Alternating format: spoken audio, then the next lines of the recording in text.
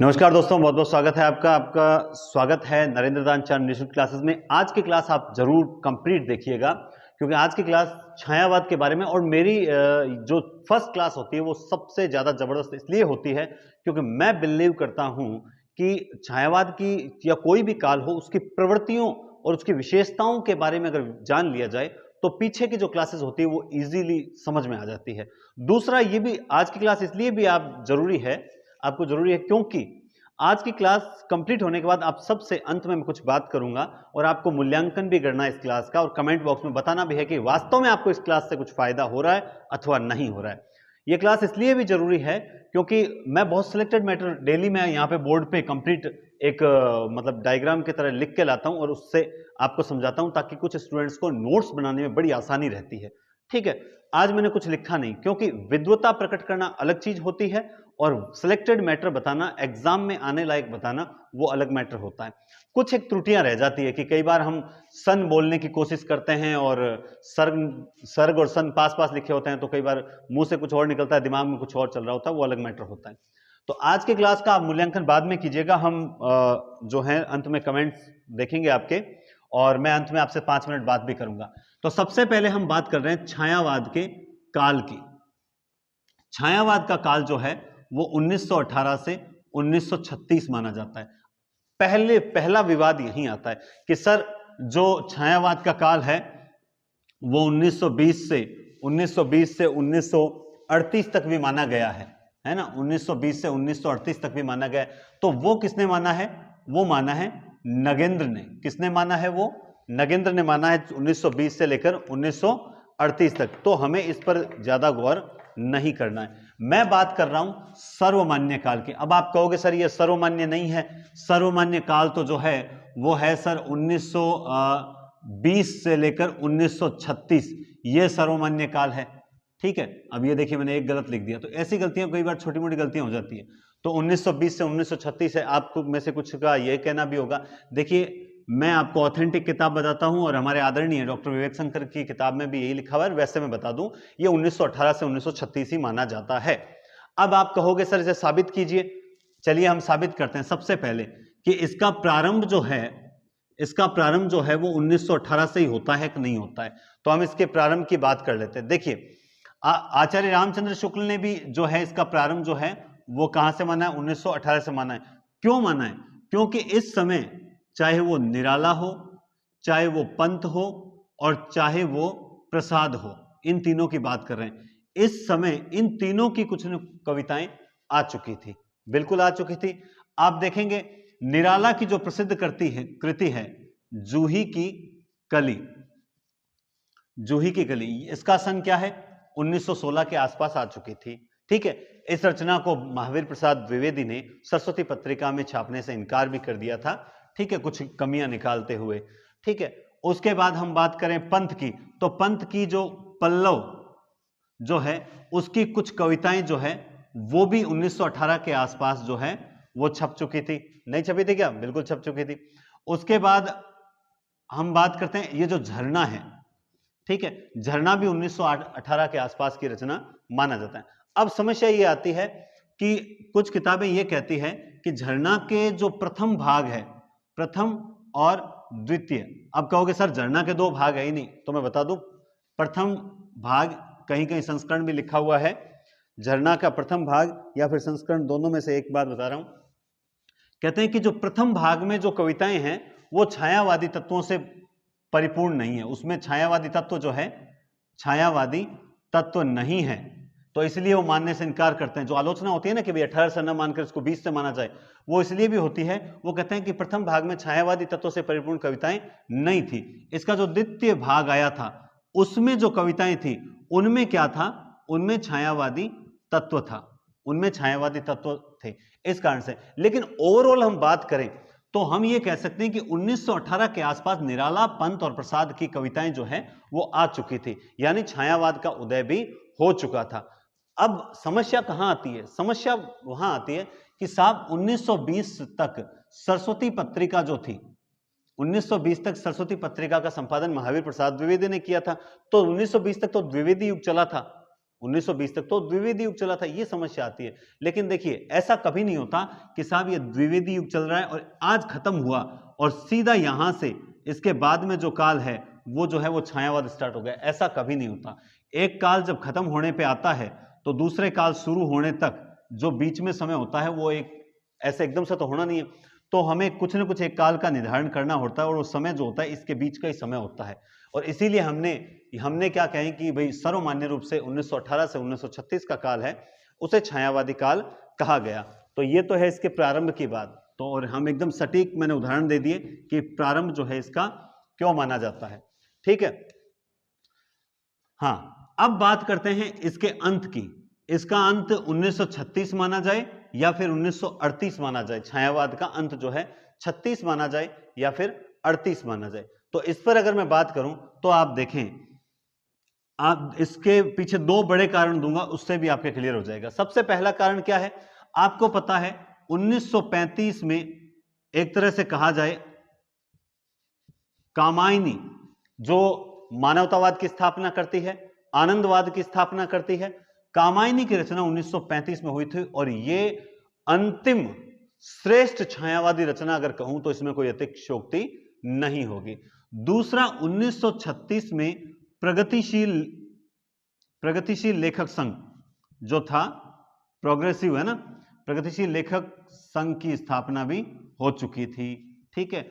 और प्रथम प्रगतिशील लेखकों के सम्मेलन की अध्यक्षता की थी मुंशी प्रेमचंद ने। तो इस कारण से इसका काल जो है 1936 माना जाता है। क्लियर बात है। तो ये तो बात हुई काल की। अब हम बात करते हैं कि छायावाद का जो उदय हुआ था, अब हम बात करते हैं कि छायावाद का जो उदय हुआ था वो आखिर किस कारण से हुआ था। देखिए सबसे पहले तो जो छायावाद है, छायावाद का उदय, आपको पता है उदय के कारण, छायावाद का उदय के कारण आपको पता है कि द्विवेदी युग में इतिवृत्तात्मकता थी। क्या थी? इतिवृत्तात्मकता थी। इसका अध्ययन हम द्विवेदी युग में कर चुके हैं और यही इतिवृत्तात्मकता आगे चलकर हमें कहां दिखाई देती है, यही मिस्र बंधुओं ने, है ना, जब इतिहास लिखा था तब। इसके अलावा इसमें आदर्शवाद है, इतिवृत्तात्मकता है, आदर्शवाद है। इस इतिवृत्तात्मकता और आदर्शवाद के विरोध में किसका उदय होता है? छायावाद का उदय होता है। एक तो यह कारण था। दूसरा कारण क्या था? यह तो था पहला कारण। दूसरा कारण क्या था? देखिए जो छायावादी थे वो विषयनिष्ठ लिखते, सॉरी द्विवेदी युगीन जो थे उनकी कविता, चलो मैं शॉर्ट में बताऊं। आपने एक परिभाषा सुनी होगी डॉक्टर नगेंद्र की, डॉक्टर नगेंद्र की एक परिभाषा सुनी होगी। और ये जो अभी फर्स्ट ग्रेड हुई है पिछली, इससे पहले वाली फर्स्ट ग्रेड में इस परिभाषा ने उलझाया भी था। इनकी परिभाषा क्या है? स्थूल के प्रति सूक्ष्म का विद्रोह। स्थूल के, छायावाद के लिए नगेंद्र ने क्या परिभाषा दी है? स्थूल के प्रति सूक्ष्म का विद्रोह। यानी द्विवेदी युगीन जो कवि थे उनका विषय कैसा था? स्थूल था, विस्तृत वर्णन था, इतिवृत्तात्मकता थी। और उसके प्रति किसने विद्रोह किया था? सूक्ष्म ने विद्रोह किया था। अर्थात द्विवेदी युग के प्रति विद्रोह करने वाले कौन थे? छायावादी थे। यह परिभाषा हमने पढ़ी खूब है लेकिन हमने इसको समझा नहीं है। स्थूल के प्रति क्या है? सूक्ष्म विद्रोह था। बिल्कुल क्लियर बात है। दूसरा, भाई कुल मिला के द्विवेदी युगीन जो थे ना वो विषयनिष्ठ चलते थे। ये कैसा साहित्य लिखते थे? विषयनिष्ठ लिखते थे। जबकि छायावादी कैसा लिखते थे? छायावादी लिखते थे व्यक्तिनिष्ठ। छायावादी जो साहित्य था उसका केंद्र बिंदु जो था वो था व्यक्तिनिष्ठ और इनका था विषयनिष्ठ। तीसरा कारण क्या था? सांस्कृतिक चेतना का उदय। अब ये जो हमारे जो क्या कहते हैं निराला है, सुमित्रानंदन पंत है, ये सब क्या है कि अरविंद दर्शन विवेकानंद, अरविंद दर्शन, विवेकानंद, इनसे प्रभावित कवि थे। इस कारण से एक सांस्कृतिक चेतना का उदय भी हो रहा था, जो सांस्कृतिक चेतना कहीं ना कहीं नैतिकता, आदर्शवाद, इनके भाई यहां नैतिकता ज्यादा है, यहां आदर्शवाद के साथ नैतिकता भी है, ये और घोर नैतिकता कह सकते हैं, है ना। और दूसरा, वैसे एक बात बताऊं कि द्विवेदी युगीन में ही स्वच्छंदतावाद का पूर्वाभास देखने को मिलता है, स्वच्छंदतावाद का पूर्वाभास देखने को मिलता है। तो यहां पर स्वच्छंदतावाद का एकदम चरमोत्कृष्ट दिखाई देता है। इस छायावाद को खड़ी बोली हिंदी का स्वर्ण काल कहा जाता है। बिल्कुल, जो खड़ी बोली संघर्ष करती आ रही थी भारतेंदु से, द्विवेदी से, अब खड़ी बोली का ये चरमोत्कृष्ट था, यानी अब खड़ी बोली अपने एकदम परिपक्व रूप में आ चुकी थी, इसलिए खड़ी बोली हिंदी का स्वर्ण काल था। इस काल में सर्वाधिक साहित्य खड़ी बोली में ही लिखा गया था। क्लियर बात है। तो यहां के कवि जो थे छायावाद के, वो अरविंद दर्शन से प्रभावित थे, विवेकानंद से प्रभावित थे। इस कारण से सांस्कृतिक चेतना का उदय जो हुआ था, तो इसी कारण से सांस्कृतिक चेतना की अतिशयता के कारण, या सांस्कृतिक चेतना से सरोवर जो कवि थे, या एक शब्द नहीं आ रहा मुझे, सांस्कृतिक चेतना से प्रभावित, हाँ, सांस्कृतिक चेतना से जो प्रभावित कवि थे, तो वो भी अब एक ऐसा साहित्य लिखना चाह रहे थे जो आदर्शवाद और नैतिकता से थोड़ा हटकर चले। तो सांस्कृतिक चेतना का उदय होना और विषयनिष्ठ के प्रति व्यक्तिनिष्ठ साहित्य लिखा जाना और इतिवृत्तात्मकता, आदर्शवाद के विरुद्ध एक वाद का उदय होना, ये कुछ एक कारण है जिससे हमें ऐसा पता चलता है कि हाँ, द्विवेदी युग से एक अलग प्रकार का काल जो है, एक अलग प्रकार की विचारधारा जो है, वो अब चल चुकी थी। अब बाकी हम विशेषताओं में पढ़ेंगे कि भाई इसमें कल्पना की प्रचुरता थी वगैरह, वो सारी विशेषताओं पढ़ेंगे। मुख्य कारण ये है छायावाद के उदय के कारण, एक तो इतिवृत्तात्मकता, आदर्शवाद के विरुद्ध उदय होना, एक स्थूल के प्रति सूक्ष्म का विद्रोह होना, यानी विषयनिष्ठ के प्रति अब व्यक्तिनिष्ठ साहित्य रचा जा रहा था। दूसरा, सांस्कृतिक चेतना का उदय होने के कारण भी क्या है, छायावाद का उदय है। तो ये तो बात हुई क्लियर। अब ये जो छायावादी कविता है, देखो, अब ये जो छायावादी कविता है, भाई कहते हैं कि छायावादियों की जो छायावादी कविता है, पहले व्यंग्य रूप में मतलब छायावादी कविता व्यंग्य रूप में उन कविताओं के लिए, छायावाद शब्द व्यंग्य रूप में उन कविताओं के लिए प्रयुक्त किया जाता था जो कविताएं अस्पष्ट थी। छायावाद शब्द का प्रयोग पहले उन कविताओं के लिए किया जाता था जिनका विषय जो था वो अस्पष्ट था, लेकिन कालांतर में आते आते ये छायावाद शब्द जो है उन कविताओं के लिए रूढ़ हो गया जिनमें मानव और प्रकृति के बीच एक सामंजस्य देखने को मिला। जिसमें क्या मिला, मानव और प्रकृति के बीच में एक सामंजस्य देखने को मिला। तो हम अभी जो हमने पढ़ा, मैं आपको बताऊं, इतना जो हमने पढ़ा अभी तो बहुत कुछ नई चीजें पढ़ेंगे जो आपके हमारे ऑफलाइन स्टूडेंट्स को भी मैंने नहीं बताई है। हाँ बिल्कुल, हमारे जो ऑफलाइन मार्गदर्शन के लिए आते हैं स्टूडेंट्स, उनको भी मैंने इतना विस्तार से बताने का प्रयास नहीं किया। रीजन क्यों नहीं किया, उसके पीछे सीधा सीधा कारण है कि मुझे विद्वान नहीं बनाना है, मेरी चाह नहीं कि मैं सबको विद्वान बना जाऊं, है ना, चाह नहीं सबको विद्वान बना जाऊं, बस इस बात को दिमाग में रखें। मेरा सीधा सीधा फोकस इस चीज पे है कि प्रश्न कहां से आएगा और आपको कहां पर फोकस करना है।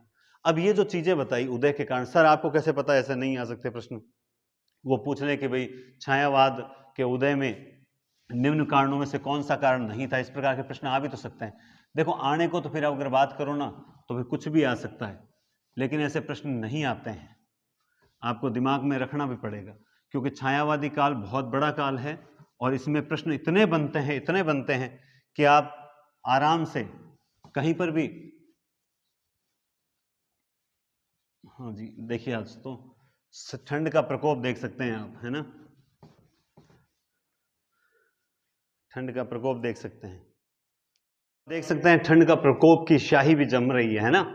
चलिए, तो हम बात कर रहे थे कि छायावाद शब्द है उन कविताओं के लिए प्रारंभ में छायावाद शब्द जो है उन कविताओं के लिए प्रयुक्त होता था जो अस्पष्ट थी, लेकिन कालांतर में आते आते ये शब्द जो है उन कविताओं के लिए रूढ़ होने लगा जिसमें प्रकृति और मनुष्य के बीच सौंदर्य, प्रकृति और मनुष्य के बीच सूक्ष्म सौंदर्य की अभिव्यक्ति हो और उसकी छाया जो है वो कहीं और पड़े या उसकी छाया कहीं और पड़ने का ऐसा आभास हो। छायावाद के अलग अलग अर्थ भी ले रखे हैं। हम बात करेंगे छायावाद के अर्थ को लेकर कि छायावाद के अर्थ जो है किस किस ने क्या क्या अर्थ लिए हैं। छायावाद के किस किस ने क्या क्या अर्थ लिए। तो सबसे पहले जब बात करूं जैसे मुकुटधर पांडे, सबसे पहले मैं बात करूंगा मुकुटधर पांडे। मुकुटधर पांडे ने छायावाद का क्या अर्थ माना है, ठीक है। ARC आचार्य रामचंद्र शुक्ल ने इसका क्या अर्थ माना है, किसके संदर्भ में छायावाद कर लिया है, ठीक है। नंद दुलारे वाजपेयी ने छायावाद का अर्थ किस संदर्भ में माना है। इसके अलावा जैसे हजारी प्रसाद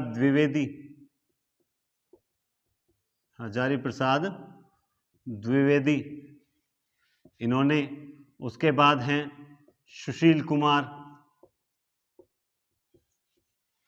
ठीक है। हजारी प्रसाद द्विवेदी हो गया, सुशील कुमार हो गया। इसके अलावा जैसे सुमित्रा नंदन पंत भी है, ठीक है, बच्चन सिंह भी है,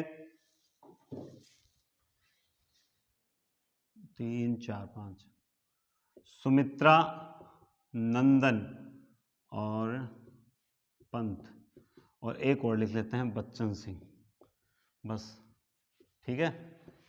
देखो छायावाद के अर्थ को लेकर, हालांकि छायावाद का अर्थ और परिभाषाओं को हम लोग एक ही समझ लेते हैं, लेकिन दोनों चीजें एक नहीं है।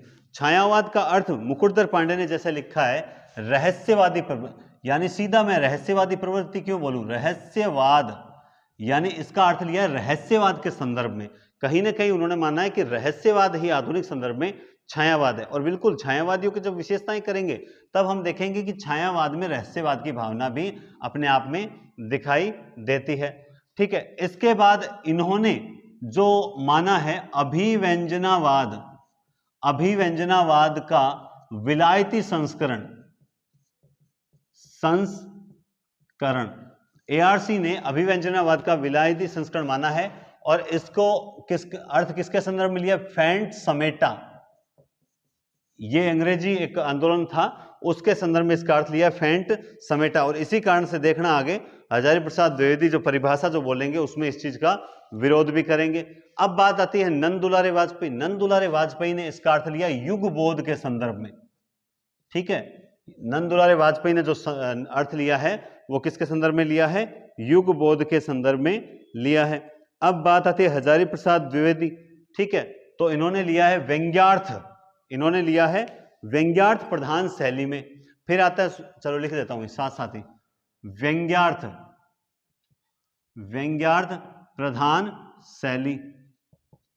देखो वो मत भूलना आप लोग कि छायावाद के उदय के कौन से कारण है, और 1836 वाली जो चीज है वो विशेष रूप से याद रखना। कारण कि हर विद्वान ने अपना अलग अलग मत दिया है, और मैं अभी आपको आगे बताऊंगा कि बच्चन सिंह जो हैं वो तो इतना तक कह देते हैं हम जैसे छायावाद का प्रवर्तक मानते हैं। किसे मानते हैं प्रवर्तक भाई, कमेंट बॉक्स में आप बता सकते हैं।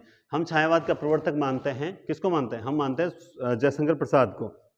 मानते हैं कि नहीं मानते हैं, जयशंकर प्रसाद को मानते हैं। लेकिन बच्चन सिंह तो कहते हैं कि छायावाद का प्रवर्तक जयशंकर प्रसाद को वही मानते हैं जो अंध कवि हैं, जो उनके अंध भक्त हैं, सिर्फ वही छायावाद का प्रवर्तक मानते हैं। अब देख लीजिए, इसका मतलब हम समझ सकते हैं कि भाई जयशंकर प्रसाद जैसे बड़े कवि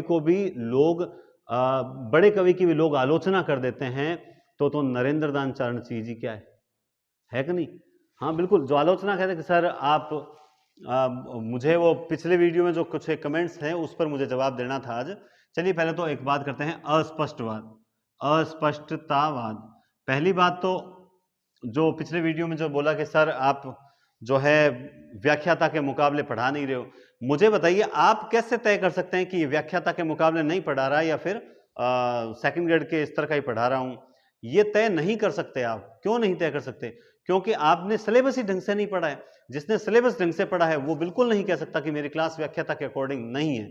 कैसे, बताता हूं। साफ साफ सेकंड ग्रेड के सिलेबस में एक ही लाइन में पूरा साहित्य समेटा हुआ है कि हिंदी साहित्य का इतिहास, प्रवृत्तियां, काल विभाजन, नामकरण और प्रमुख कवि एवं उनकी रचनाएं, प्रमुख कवि लेखक उनकी रचनाएं।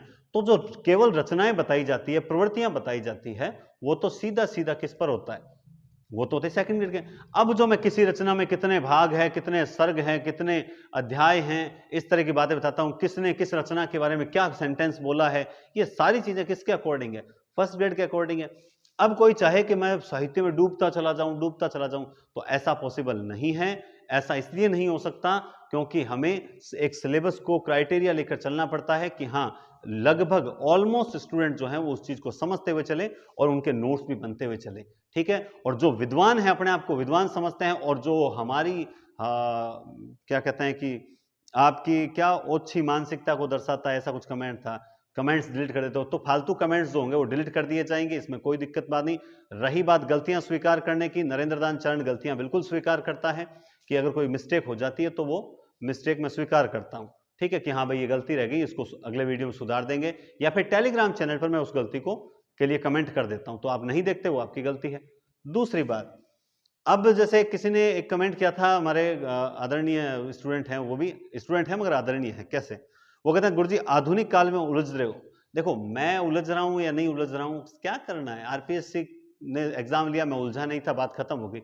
फिलहाल जो आपको बता रहा हूं वो पढ़िए, आपको जो बताया जा रहा है वो पढ़िए, उससे प्रश्न बाहर नहीं जाएंगे, ठीक है। मैं कोई 100% का दावा तो करता नहीं हूं, जैसे कट ऑफ की चर्चा करते हैं तो हम कट ऑफ में कोई 100% का दावा थोड़ी कर सकते हैं कि इतनी रहेगी, हम कैसे तय कर सकते हैं, हम अनुमान लगा के चलते हैं, भाई ये इंपॉर्टेंट है, ये आप पढ़िए, इसमें से प्रश्न आएगा। मैंने बता दिया, नाथुराम शर्मा शंकर में से अगर प्रश्न आएगा तो वो दो चीज में से आएगा, गर्भांड रहस्य और शंकर सर्वस्व।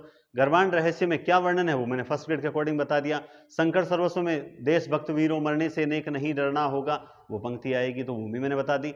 अब मूल्यांकन न करें, अगर आपको अच्छा लगे तो आप पढ़ें, अन्यथा आप स्वतंत्र हैं, ठीक है। मैं मेरा फर्ज निभाता हूं, मैं अपना कर्म निभाता हूं, तुम अपना धर्म निभा देना, तो मैं अपना कर्म निभा रहा हूं, आपको धर्म है, पढ़िए, नहीं पढ़ना चाहते हो तो आप स्वतंत्र हैं, कोई जरूरी नहीं है अपना चैनल सब्सक्राइब करने की, पूरे यूट्यूब पे हजारों टीचर्स हैं, आप वहां पर जाकर भी पढ़ सकते हैं। ये उनके लिए है जो पढ़ना नहीं चाहते, बल्कि सिर्फ और सिर्फ टीचर को डिमोटिवेट करने के लिए आते हैं और हमारे स्टूडेंट्स को खराब करने के लिए आते हैं, ठीक है।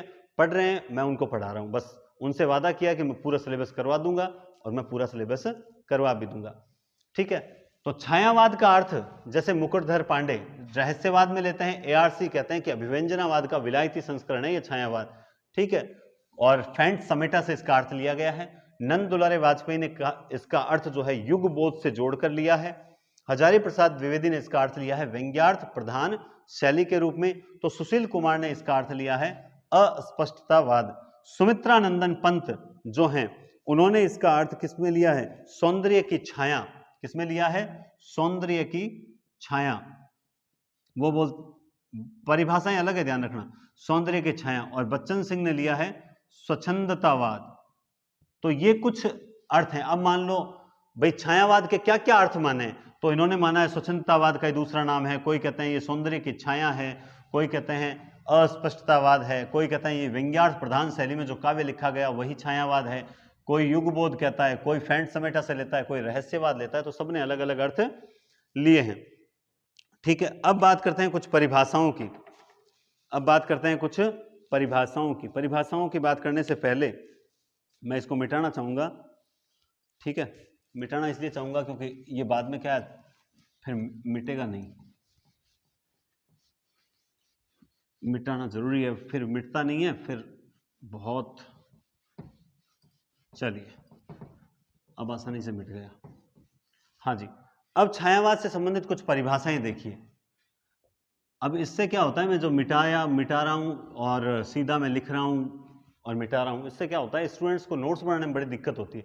इसलिए मैं पूरा एक बोर्ड लेके आता हूं और एक बोर्ड एक्सप्लेन कर देता हूं ताकि स्टूडेंट्स उसे समझ भी लेवें और नोट्स भी लिख लें। लेकिन आज की क्लास मुझे थोड़ी सी इस टाइप से देनी थी, ठीक है, ताकि आपको पता, आपको खुद को समझ आए कि तरीका कौन सा बेस्ट है।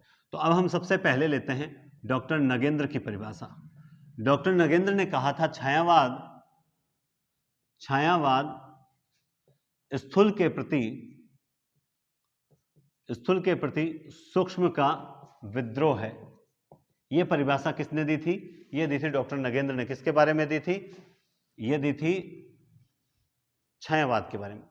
2016-17 थी क्या 15 वाली जो फर्स्ट ग्रेड आई थी, उसमें उन्होंने क्या किया, सूक्ष्म को यहां रख दिया और स्थूल को यहां रख दिया था और कंफ्यूज कर दिया था, तो थोड़ा ध्यान रखें। उसके बाद राम कुमार वर्मा, वो क्या कहते हैं? राम कुमार वर्मा कहते हैं कि जब परमात्मा की छाया आत्मा में और आत्मा की छाया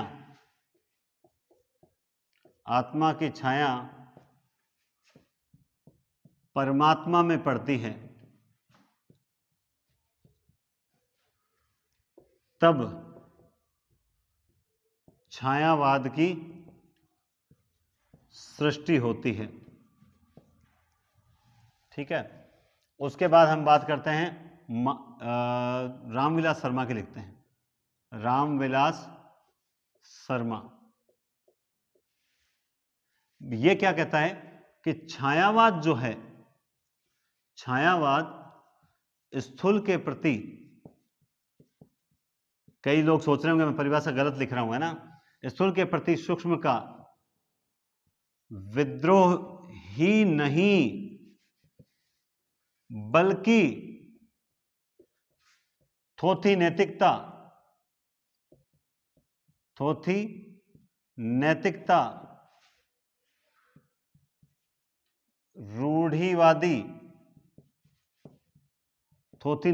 रूढ़िवादी और साम्राज्यवादी बंधनों के प्रति विद्रोह है ना। अब हम जिन लोगों की पूरी परिभाषा पढ़ने की आदत नहीं होती, वो इस परिभाषा को यहां तक पढ़ेगा और तुरंत नगेंद्र कर देगा, जबकि वो आगे नहीं पढ़ेगा कि विद्रोह ही नहीं बल्कि थोथी नैतिकता और रूढ़िवादी और साम्राज्यवादी बंधनों के प्रति भी विद्रोह है। ये परिभाषा किसने दी थी? रामविलास शर्मा ने दी थी। उसके बाद बात करते हैं महादेवी वर्मा की। ठीक है। ये तो सिंपल देती है कि प्रकृति के बीच जीवन का उद्गीत है। उद्गीत ही क्या है? छायावाद है। ये परिभाषा कौन देता है? ये महादेवी वर्मा की। अब महादेवी वर्मा ने छायावाद के बारे में बहुत कुछ लिखा है, लेकिन हमने तो सिर्फ एक परिभाषा याद कर ली। हालांकि हम याद कौन सा कर रहे हैं? हम सारा सिलेक्टेड ही कर रहे हैं। कोई भी इतना विस्तार से नहीं करता। साहित्य अथाह सागर है, हमने सिर्फ बूंद चखी है। हम तो वो मैटर करने जा रहे हैं जो एग्जाम में आता है। ठीक है। और मेरी क्लास थोड़ी फास्ट चलती है। देखो, कई बार मुझे लगता है कि टॉपिक्स अच्छा है और समय कम है, तो हम 25 मिनट 30 मिनट जो मैं आपको देता हूं उसमें आपका फायदा होना चाहिए, बल्कि मैं ज्यादा टाइम पास करने का प्रयास भी नहीं करता हूं। इस बीच में दोस्तों आप देख सकते हैं डिस्क्रिप्शन में टेलीग्राम लिंक दिया हुआ है, उसे ज्वाइन रखें ताकि कोई भी सूचना आपको वहां मिल जाएगी। दूसरा, आपको डिस्क्रिप्शन में ऐप का लिंक भी दिया हुआ है ना, ऐप का लिंक भी दिया हुआ है। उस ऐप के लिंक में आप हिंदी पॉइंट ऐप डाउनलोड करें, उसमें 17 टेस्ट जो है वो कंप्लीट डाल दिए गए हैं। आप वो टेस्ट भी ज्वाइन करें, उस टेस्ट से बहुत फायदा होगा। जीके के टेस्ट हैं और हिंदी के टेस्ट भी बहुत जल्द अपलोड कर दूंगा, तो फटाफट आप ऐप जो है वो ढंग से डाउनलोड कर लें। फिर उसमें कोई दिक्कत आती है तो फिर क्लियर होती है ना, फिर बाद में परेशानी आपको होती है। चलिए, अब एक परिभाषा और लिख देता हूं एचपीडी की, हजारी प्रसाद द्विवेदी की। हजारी प्रसाद द्विवेदी क्या कहते हैं कि ये तो विशाल सांस्कृतिक चेतना का परिणाम है। क्या कहा है? विशाल सांस्कृतिक चेतना का परिणाम है। अब कुछ स्टूडेंट्स ये बोलेंगे, मेरे ऑफलाइन जो स्टूडेंट्स हैं या फिर जिन्होंने ऑनलाइन ऐप पर ये क्लास देख रखी है, वो बोलेंगे सर आपने हमें वहां ये परिभाषा नहीं बताई, वहां तो आपने हजारी प्रसाद द्विवेदी की कोई दूसरी परिभाषा बताई थी। बिल्कुल सही बात है, इसमें क्या दिक्कत है? क्या हजारी प्रसाद द्विवेदी ने केवल छायावाद के बारे में इतनी बातें कही थी? नहीं, ये आज की क्लास में मैं ये बताने का प्रयास कर रहा हूं कि अगर मैं विद्वान बनने का प्रयास करूं तो मैं आपको एक ही चीज पर हजारों ऐसी नई चीजें बताने की हिम्मत रखता हूं कि आप सोचोगे कि अरे सर को कितना आता है, लेकिन उससे आपका क्या फायदा है? सर को आता है उससे आपको कोई फायदा नहीं होगा। बजाय इसके कि सर हमें वो चीज बताइए जो हमारे एग्जाम में आने के लायक है। मेरे पास ज्यादा लाग लपट दिखावा नहीं है, मैं जैसा हूं वैसे ही चीज पढ़ाता हूं, मेरे पढ़ाने में कोई कमी नहीं है, ठीक है। फिर भी किसी को कमी नजर आती है तो मैं कहता हूं वो अपने वो कहता है ना कि आध्यात्मिक रंग के चश्मे आजकल बड़े सस्ते हो गए हैं, वैसे ही शिक्षा के चश्मे भी आजकल बड़े सस्ते हो गए हैं। लोग एक ही चश्मे से सबको बराबर आंकने का प्रयास करते हैं, जबकि मैं सिर्फ वही सिलेक्टेड मैटर पढ़ाता हूं जो एग्जाम में आने की दृष्टि से वेरी वेरी इंपॉर्टेंट है, फिर भी अलग मैटर है। तो ये परिभाषा है, विशाल सांस्कृतिक चेतना का परिणाम ही क्या है, छायावाद। ये परिभाषा किसकी है? हाँ, इसके अलावा इन्होंने आगे इसमें परिभाषा में कुछ और भी कहा था, बताता हूं। वो कहते हैं विशाल सांस्कृतिक चेतना का परिणाम ही छायावाद है। वो कहते हैं कि ये केवल पाश्चात्य प्रभाव नहीं है, ये केवल पाश्चात्य प्रभाव नहीं है, बल्कि भीतरी व्याकुलता,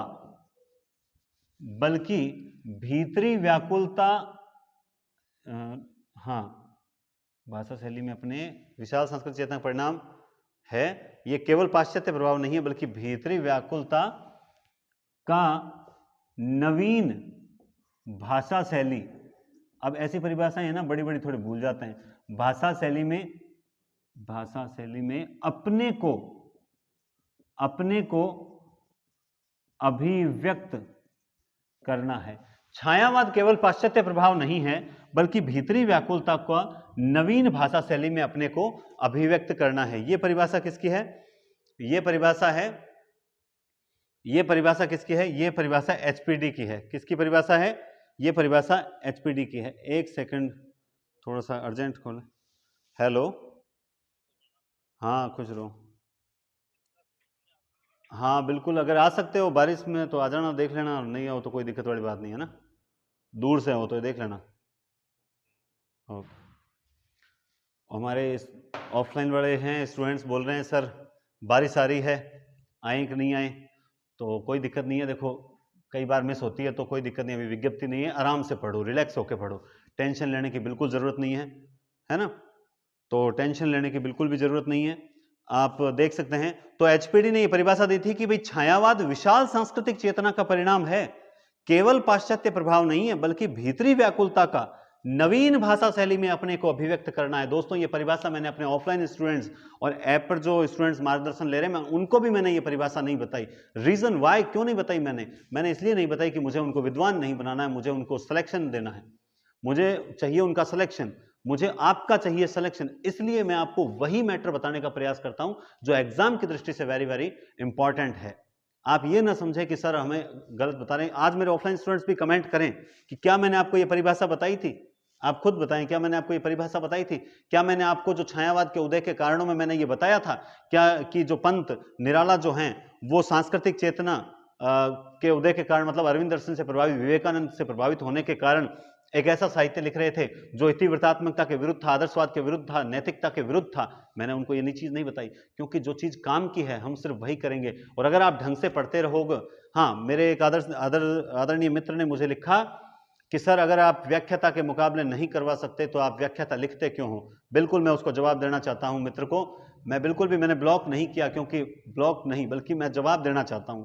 देखिए आप ढंग से पढ़ते रहेंगे तो मेरा आगे विचार क्या है मैं आपके सामने स्पष्ट करता हूं। मेरा विचार यह है कि मैं आने वाले समय में या तो डॉक्टर नगेंद्र और या मैं बच्चन सिंह, इन दो किताबों में से एक किताब जो है वो पूरी उस किताब के आधार पर मैं व्याख्याता जो बनने जा रहे हैं उनको वो पूरी किताब है ना यूट्यूब पर करवाने की सोच रहा हूं।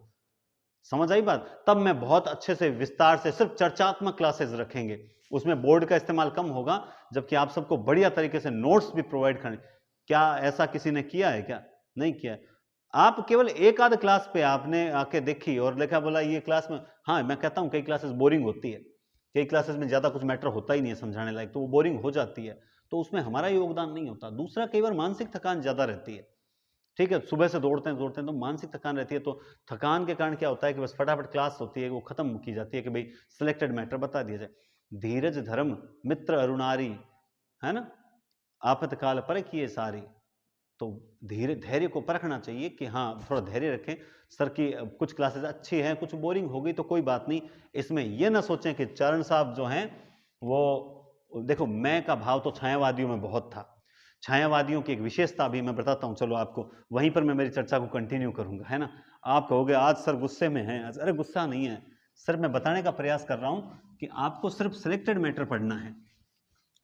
चलो मैं आपको विशेषताएं बताते हुए अपनी बात भी क्लियर कर दूंगा। ये देखिए, हाँ जी, देखिए इनकी जब विशेषताएं पढ़ते हैं, किसकी, छायावादियों की जब विशेषताएं पढ़ते हैं, सबसे पहली विशेषता होती है व्यक्तिकता। व्यक्तिकता, यह विशेषता बड़ी इंपॉर्टेंट विशेषता है। कारण क्या है, इन पर व्यक्तिवाद हावी था। ठीक है, कहते हैं इनकी कविताओं का जो विषय था, इनकी कविताओं का जो विषय था वो था आत्मकथा। विषय कैसा था, आत्मकथा। और इनकी जो शैली थी वो कैसी शैली थी, मैं प्रधान शैली थी। कैसी शैली थी, मैं प्रधान शैली थी। आत्मकथात्मक जो है इनका विषय था, आत्मकथा, स्वयं का मतलब स्वयं की क्या कहते हैं, पीड़ाओं का वर्णन करना, स्वयं को स्थापित करने का प्रयास किया था। तो विषय इनका आत्मकथा था और शैली इनकी मैं प्रधान थी। अहम का भाव मुझ में बिल्कुल नहीं है, मैं तो जैसा होता हूं स्कूल से आते तुरंत और तुरंत आपको एक जो वादा किया हुआ है उसमें लग जाता हूं। तो मैं उलझ रहा हूं या नहीं उलझ रहा हूं वो टेंशन, और मैं जहां उलझता हूं कह देता हूं भाई कल देख के बताऊंगा, मेरे ऑफलाइन स्टूडेंट जानते हैं। जैसे कल एक टेढ़े मेढ़े रास्ते रचना आई थी, तब मैंने कहा था उसमें कुछ स्पेशल बात है लेकिन मुझे याद नहीं आ रही।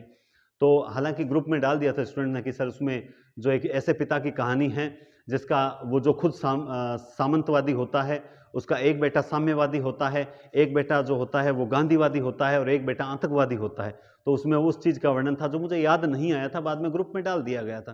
तो मैं अपनी गलतियों को और अपनी कमियों को एक्सेप्ट करने की भी हिम्मत रखता हूं, क्योंकि मैं सुधारात्मक रवैये पे विश्वास करता हूं। मुझ में जो कमियां हैं धीरे धीरे सुधार आएगा, क्योंकि फर्स्ट टाइम हमारा जो है वो ऑनलाइन आने का है। तो ये इसकी एक विशेषता है, कौन सी, व्यक्तिकता। अब देखिए इसका विषय क्या था, आत्मकथा, और शैली क्या थी, मैं प्रधान। आगे देखिए दोस्तों, जैसे मैं उदाहरण बताता हूं, मैं नीर भरी दुख की बदली, मैं नीर भरी दुख की बदली, है ना। तो देखिए ये मैं जो है इन पर हावी रहता है, मैं नीर भरी दुख की बदली, मैं तो अबाध गति का। अगला उदाहरण देखिए, मैं तो अबाध गति का, मैं तो अबाध गति का। एक पंक्ति याद आपको दिखाई तो दे रहा है सही, हाँ वीडियो एकदम सही दिखाई दे रहा है। मैं तो अबाध गति का मरुत, मैं तो अबाध गति का मरुत सदृश, मैं तो अबाध गति का मरुत सदृश हूं, मैं तो अबाध गति का मरुत सदृश हूं। इन पर मैं जो है वो बहुत हावी रहता है।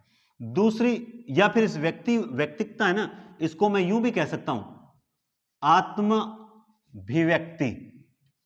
इसकी दूसरा नाम क्या दे सकता हूं, आत्म अभिव्यक्ति। यह भी विशेषता है, ठीक है। उसके बाद देखिए दूसरी विशेषता है मानवीय सौंदर्य का चित्रण।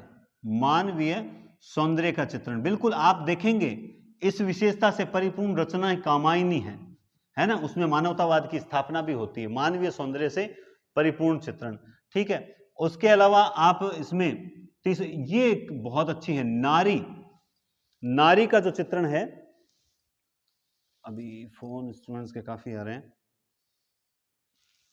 चलो आएंगे तो आ जाएंगे। चलो नारी वाले से पहले मैं बता देता हूं, इसका नाम नारी चित्रण, या फिर मैं दे देता हूं नवीन सौंदर्य स्थापन। यह बहुत अच्छी विशेषता बताने जा रहा हूं आपको, नारी चित्रण या नवीन सौंदर्य स्थापन। इसमें देखिए इसकी विशेषता, इस खास बात क्या है, इसमें क्या हुआ दोस्तों, इसमें यह होता है इस विशेषता में कि अब जो नारी थी ना वो अब भोग्य नहीं थी। नारी क्या नहीं थी, अब भोग्य नहीं थी। एक सेकंड में और, हेलो, क्लास अगर आ सकते हो तो आइए, बाकी बारिश में है, नहीं आओ तो कोई दिक्कत वाली बात नहीं, ठीक है। ओ, बाकी अपने साथ वालों से पूछ लो, अगर वो आ रहे हैं तो आ जाना, अदरवाइज रहने देना। बस ठीक है, फिर रहने दो। Okay, okay okay. तो आप देखेंगे नारी चित्रण, नारी सुंदर, इसमें नारी अब भोग्य नहीं थी, बल्कि नारी देवी के रूप में वर्णन हो रही थी, सहचरी के रूप में उसका वर्णन था, मां के रूप में उसका वर्णन था, लेकिन अब नारी जो है वो भोग्य वस्तु के रूप में नहीं थी। ठीक है, इसीलिए आपने वो एक उदाहरण भी सुना होगा, कौन सा उदाहरण, जो नारी तुम केवल श्रद्धा हो, है ना, नारी तुम केवल श्रद्धा हो, नारी तुम केवल श्रद्धा हो, विश्वास रजत, विश्वास रजत नभ पद, ऐसे ही है क्या, विश्वास रजत नग पग तल में, है ना। यहां क्या आता है भाई, भूल गया मैं तो, है ना, ये फोन आज तो डिस्टर्ब कर रहे हैं। नारी तुम केवल श्रद्धा हो, विश्वास रजत नग पग तल में, नग पग तल में। अब गुरु जी कहते हैं, गुरु जी से तो भूल लो, यूट्यूब पर पढ़ाने आ गया और भूल लो, तो भूलना तो क्या दिक्कत है, तुम याद करके बता दो। नारी तुम केवल श्रद्धा हो, विश्वास रजत नग पग तल में, ठीक है।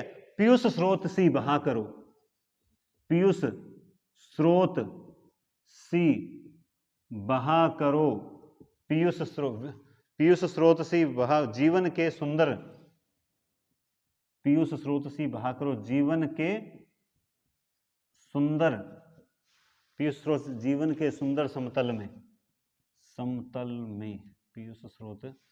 नारी तुम केवल श्रद्धा हो, विश्वास रजत नग पग तल में, पीयूष स्रोत सी बहा करो जीवन के सुंदर समतल में। तो अब ये एक पंक्ति हो गई। तो नारी चित्रण या नवीन सौंदर्य स्थापन, देखिए नवीन सौंदर्य स्थापन इसका नाम क्यों रखा, देखिए यहां पर अब नारी को भोग्य वस्तु के रूप में स्थापित नहीं किया जा रहा था, बल्कि नारी को एक नए सौंदर्य के रूप में स्थापित किया जा रहा था। वो सौंदर्य कैसा था, वो देवी के रूप में था, वो सहचरी के रूप में था, वो मां के रूप में था कि नहीं था।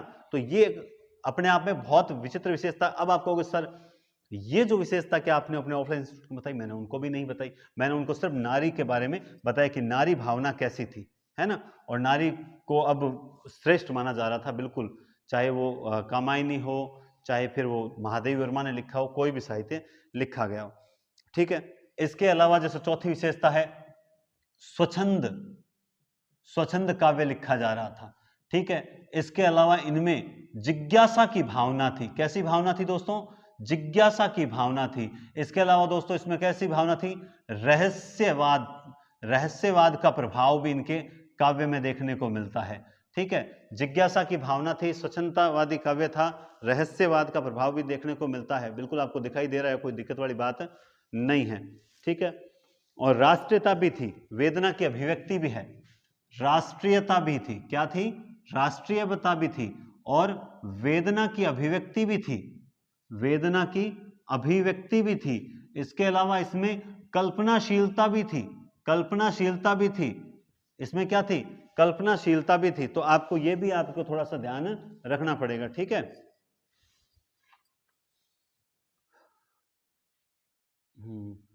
चलिए, हाँ देखिए, प्रथम रश्मि का आना, प्रथम रश्मि का आना, रंगिणी, इसमें छोटी मात्रा है दोनों में, रंगिणी तूने कैसे पहचाना, प्रथम रश्मि का आना, रंगिणी तूने कैसे पहचाना। ये जिज्ञासा की भावना की एक बहुत अच्छी पंक्ति है कि प्रथम रश्मि का आना, रंगिणी तूने कैसे पहचाना, है ना। जैसे ये इसमें क्या है, रहस्यवाद कहां गया, हाँ, जैसे निमंत्रण, क्या है, निमंत्रण देता मुझको कौन, निमंत्रण देता मुझको कौन, यह है रहस्यवाद का उदाहरण, रहस्यवाद की भावना का उदाहरण, निमंत्रण देता मुझको। और राष्ट्रीयता का उदाहरण आप सबको पता है, जागो फिर एक बार, जागो फिर एक बार, शेरों की मांद में आया है शार, जागो फिर एक बार, है कि नहीं है। और फिर बात आती है वेदना की अभिव्यक्ति, है ना, विरह का जल जात, विरह का जल जात जीवन, विरह का जल जात जीवन, विरह का जल जात, दोबारा यही पंक्ति आती है, विरह का जल जात जीवन, विरह का जल जात। और कल्पनाशीलता की अगर बात करोगे तो पंत का काव्य भरा पड़ा है कल्पनाशीलता से, पंत का काव्य जो है वो भरा पड़ा है कल्पनाशीलता से। तो आप ये चीजें देख सकते हैं, ये सारी विशेषताएं जो हैं वो छायावाद की विशेषताएं हैं। अब बात करूं मैं प्रकृति, ठीक है, प्रकृति का अब नवी एक मान लो विशेषता और लिख देता हूं मैं यहां 10वीं, प्रकृति चित्रण। तो प्रकृति चित्रण के बारे में मुझे बताने की आवश्यकता नहीं है, क्योंकि सुमित्रा नंदन पंत का काव्य है ना, बाले तेरे बाल जाल में कैसे उलझा दूं मैं लोचन, है ना, बाले तेरे बाल जाल में कैसे उलझा दूं मैं लोचन, ये पंक्ति किसकी है, ये पंत की तो पंक्ति है, ठीक है। तो प्रकृति चित्रण भी इसमें भरा पड़ा है, राष्ट्रीयता की भावना है, वेदना की पीड़ा की अभिव्यक्ति है, ये सारी विशेषता मैंने आपको बता दी। अब प्रश्न ये उठता है कि सर छायावाद के बारे में क्या कहते हैं उसे, हाँ, छायावाद के प्रवर्तक किसको माना जाए, छायावाद का प्रवर्तक किसको माना जाए, छायावाद का प्रवर्तक जो है वो किसको माना जाए, लेकिन ये हम करेंगे नेक्स्ट क्लास में। इस क्लास में हम करेंगे इतना ही। इसमें आपको मैंने जो मैटर बताया अच्छा मैटर है, ज्ञान के लिए बहुत अच्छा है, फर्स्ट ग्रेड के लिए थोड़ी चर्चात्मक अगर क्लासेस हो जाए तो भी अच्छी बात है, आपकी बात से सहमत भी हूं, लेकिन फिलहाल हम पहले बेस तो तैयार करें। एक बात सोचो, क्या मुझे यूट्यूब पे ये एक बार ही कोर्स करवा के चले जाना है, क्या नहीं जाना है ना। तो पहले मेरा प्रयास ये है कि आपको मतलब सेकंड ग्रेड को मद्देनजर रखते हुए, पहले सेकंड ग्रेड का एग्जाम होगा, ये मैं कह देना चाहता हूं आपसे, पहले सेकंड ग्रेड का एग्जाम होगा। तो अपने सेकंड ग्रेड को मद्देनजर रखते हुए जितनी भी रचनाएं हैं ना, एक बार वो कंठस्थ कर लेते हैं। अभी जो क्लासेस साहित्य की चल रही है, उसके बाद हम व्याकरण करेंगे, शिक्षण विधियां करेंगे, कंप्लीट हो गया साहब। उसके बाद जब हम वापस साहित्य की क्लासेस लगाएंगे, फर्स्ट ग्रेड अभी बहुत दूर है, तब हम क्या करेंगे, इस तरह की जो सारी चर्चा है, आराम से मैं भी बैठ जाऊंगा और आप भी आराम से बैठना, बढ़िया तरीके से हम चर्चाएं करेंगे, बढ़िया क्वेश्चंस बनाएंगे। तो आप समझिए बात को, जो पढ़ा रहा हूं वो गलत नहीं है, बेस्ट कंटेंट के साथ पढ़ा रहा हूं और बहुत ही अच्छी चीजें पढ़ाने का प्रयास कर रहा हूं। बाकी देखो, सब संतुष्ट होते नहीं हैं, पांचों उंगलियां भी समान नहीं होती है, कई संतुष्ट होते हैं, कई असंतुष्ट होते हैं, किनको पढ़ाना पसंद आता है, किनको नहीं आता, तो सब स्वतंत्र हैं। किंतु अगर आप किसी को मोटिवेट ना करते हो तो डीमोटिवेट करने का प्रयास भी न करें। और दूसरा, मेरा जो मूल्यांकन है, मैंने देखा है, मैं नाम तो नहीं लूंगा, बहुत से अच्छे अच्छे टीचर है ना जिनका मैं भी फैन हूं, फेसबुक पे उनकी भी आलोचनाएं चलती है। अरे आलोचना से होगा क्या, सब अपना अपना काम कर रहे हैं, आपको ठीक लगे तो देखो, वरना कोई जरूरी थोड़ी, जबरदस्ती थोड़ी है, कोई जबरदस्ती नहीं। आपको अच्छा लगे तो आप देखिए। ये आज से तो 40वीं क्लास है, 40 क्लासें मतलब 40 घंटे मैंने आपको अपने जीवन के दिए हैं, ठीक है। अब कई दिमाग में आ रहा है कि सर आप पैसे कमा रहे हो यूट्यूब पे, अभी तक 1 रुपया भी नहीं कमाया भाई, तेरे को गलत फहमी हो तो निकाल देना, ठीक है। बाकी बहुत बहुत धन्यवाद। नेक्स्ट क्लास में मैं आपको बहुत अच्छे से जो है छायावाद के प्रवर्तक देखेंगे, ठीक है। छायावाद के बारे में कुछ और विशेषताएं बातें पढ़ेंगे। देखो चलो एक छोटी सी चर्चा करूं क्या, चलो अब क्या पता है, लाइव हो तो पता ही चल जाएगा, कर दें, चलो हम नेक्स्ट कर देंगे, ठीक है। धन्यवाद।